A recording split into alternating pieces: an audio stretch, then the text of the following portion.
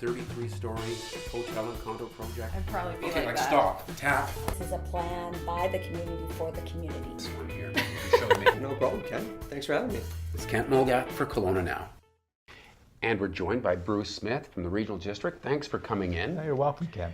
So, might I have noticed in the early part of this year that the mosquitoes are active and maybe a little more than on a typical year? Yeah, this year and last year, we've noticed there's been a lot earlier and more active mosquito populations developing, primarily because over the last 2 years we've had high water tables, a lot of standing water in people's lawns as a result of both the lakes levels being higher and the spring runoff and the creeks being at their higher levels. Interestingly enough, last May was cooler and wetter, and this May was warmer and drier, meaning less precipitation, not meaning less standing water. Right. So as a result of the high lake levels and the creek levels that we've seen with the higher than normal snowpack, we've had more mosquitoes developing sooner and a lot more larvae hatching. Right, so chances are people are going to encounter more mosquitoes this year than a typical year. We want to avoid comparing to last year, which was very wet as well. But tell us about what the Regional District is doing about it. When you have a year like this where we can already see there's a little more than is typical, do you step up the amount of control? We have the same amount of control, but we step up the monitoring and the probably treatment if needed. So we have crews that go out from about mid-April till September when mosquitoes are prevalent, and they monitor approximately 230 odd known breeding locations across the central Okanagan. And that they have a little dipper and they dip it in the water and they check and see if there's any larvae. When there's a significant number of larvae, then they apply an environmentally friendly larvicide that basically explodes the gut of the larva, and the mosquito can't hatch, obviously, because it's gone. It's a biological thing. Correct. Rather than a chemical thing. Yeah, yeah. And it's been in use all around the world for decades. And there are certain regulations, obviously, as to where they can and can't treat. They're not allowed to treat near fish-bearing streams or lakes, that kind of thing.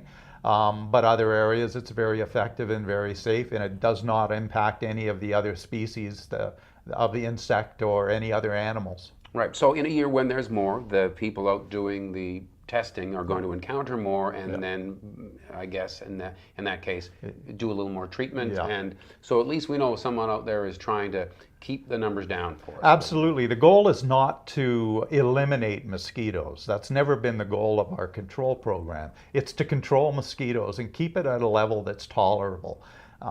Back in the 90s, with funding from the province with the West Nile virus, eventually that funding ran out. The government thought it wasn't an issue anymore, and it really hasn't been that big of an issue. And then around the board table, the directors had to decide whether municipalities were in or not, and whether they were going to fund it or not. And I remember at the discussion, Councillor then Director Blonley from the City of Kelowna was saying, look, we have a vibrant tourism industry here, and we want to participate in that program because we want to keep it tolerable so that people will still want to come here. I think that's what people notice. The Okanagan imports a lot of people. Yes. And people notice, yeah, there are mosquitoes, but it's not like Winnipeg is sometimes, and it's not like, you know. Well, I lived in Fort McMurray, which is surrounded by muskeg, and it just breeds mosquitoes, and you can't treat everything.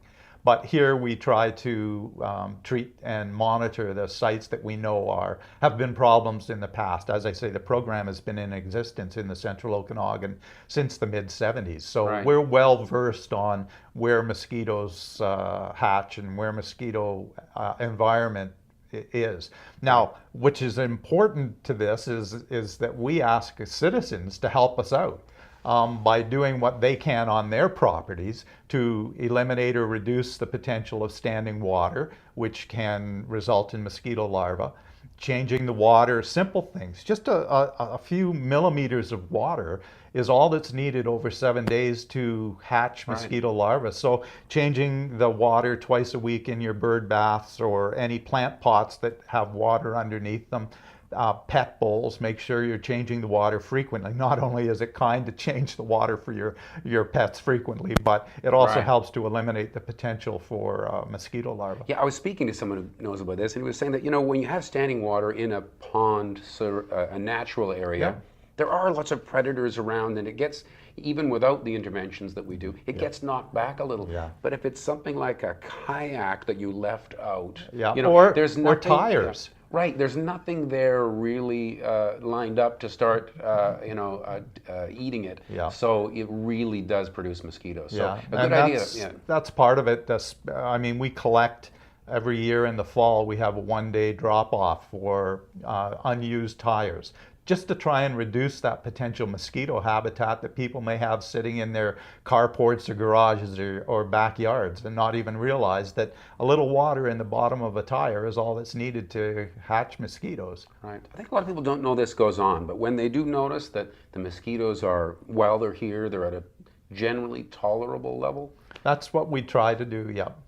You can always, when you go to one of the campsites, like you go to Bear Creek Campground, I always get a chuckle out of the people who do their entire camping trip sealed in a mesh thing. Hermetically sealed. Like, what part of Ontario are you from? Or, you know, they're from usually somewhere else where the mosquitoes are at an emergency level sometimes while camping.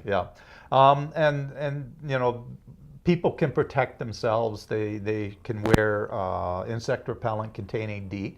That's been shown to be most effective in terms of preventing mosquito bites. Light colored clothing is also kind of deters mosquitoes.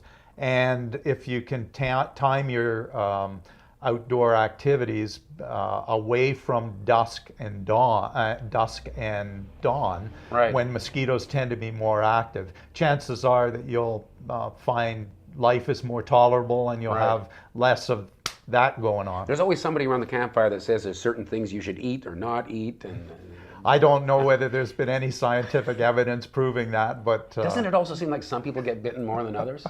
We need to bring in a real expert for this. We need to have an expert. Unfortunately, I'm not that. I'm usually the one being bitten. So okay. I thought it was me. It's me. Thanks for coming in, Bruce. You're welcome, Ken. Bruce Smith of the Regional District, and thank you for watching Kelowna Now.